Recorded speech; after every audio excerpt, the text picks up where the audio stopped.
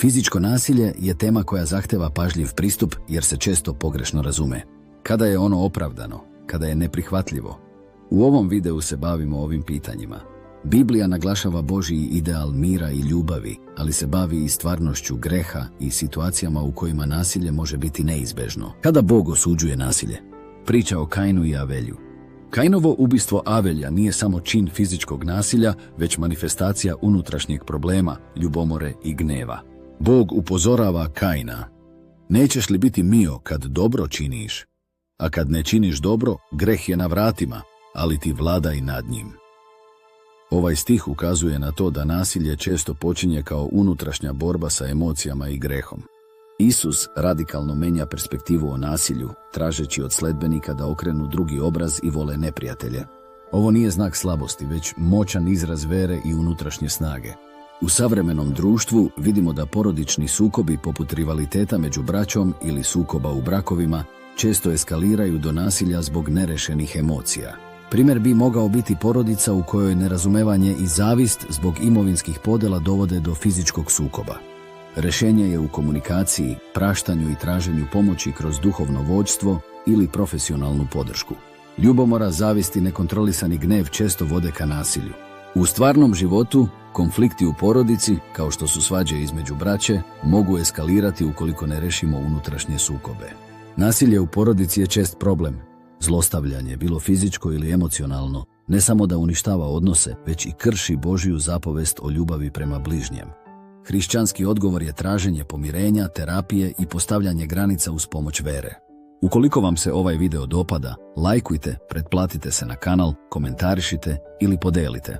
U komentarima su dobrodošli svi predlozi i sugestije u vezi sa budućim sadržajem na ovom kanalu. Kada je nasilje opravdano?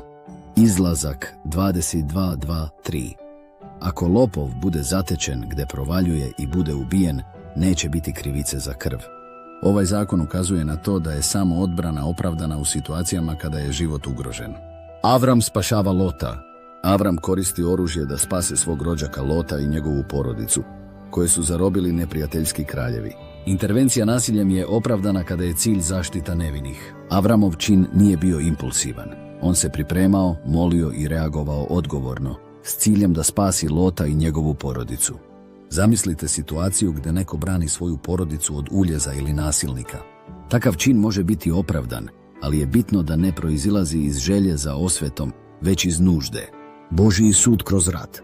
Bog naređuje Izraelcima da osvoje Jerihon, što uključuje nasilje, ali se dešava pod Božjim direktivama kao deo njegovog suda nad grešnim narodima.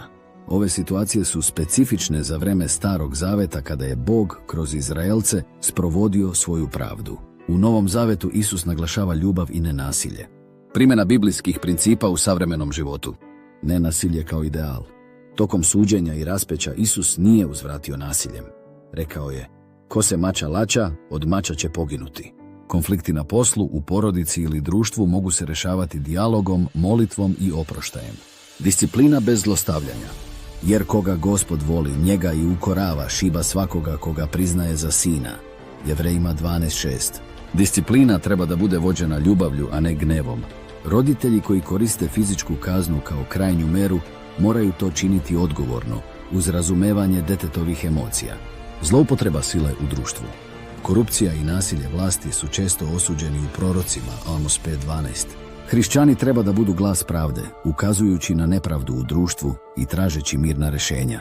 Zaključak. Biblija osuđuje nasilje koje proizilazi iz greha, ali priznaje situacije kada je nužno za zaštitu života ili sprovođenje pravde. Savremeni hrišćanin treba da teži miru i ljubavi tražeći inspiraciju u Hristovom životu. Tema nasilja u Bibliji nas podsjeća na potrebu za ravnotežom između pravde i milosti. Hrišćani su pozvani da slede Isusov primjer nenasilja, dok prepoznaju situacije kada je odbrana nužna. Ključ je u molitvi, traženju Božje volje i postupcima koji vode ka pomirenju, a ne razaranju. Ukoliko vam se ovaj video dopao, lajkujte, pretplatite se na kanal, komentarišite ili podelite. Vidimo se u narednom videu, do tada lep pozdrav i Bog vas blagoslovio.